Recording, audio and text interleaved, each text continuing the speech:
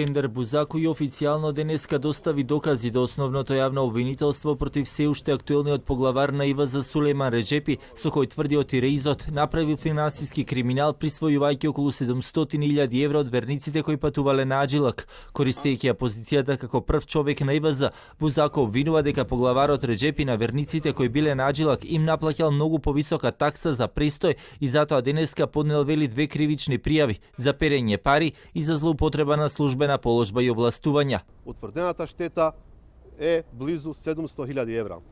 По фактура број 1459 исплатени се средства во износ од 600.702 евра на име такса за престој во Саудиска Арабија за 840 аджи, односно ИВЗ платил такса по 800 евра за едно лице преку посредник приватна компанија Амџад Ал Салам for Hotels.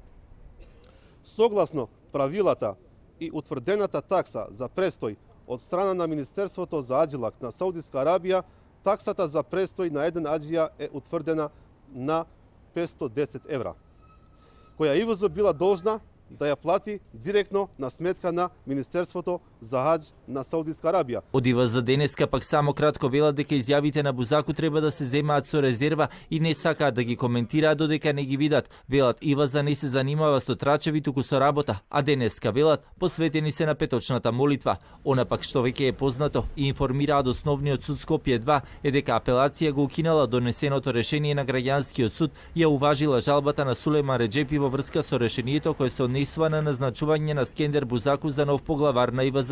Со тоа практично решението Бузаку да биде нов поглавар на ИВЗ веќе не важи, затоа што повторно ќе треба да се разгледува. Вчерашната изјава пак на се уште актуелниот поглавар на ИВЗ Сулејман Реџепи предизвика бура од реакции кај невладините, особено кај ЛГБТ заедницата, кои го повикаа да се извини поради како што велат хомофобичниот став кој го изнесе одговарајќи на новинарско прашање, а кој се однесуваше на Бузаку. Бузаку пак вели дека за сите нови докази кои ќе дојдат до нив ќе го информираат јавното обвинителство, но исто така и јавноста.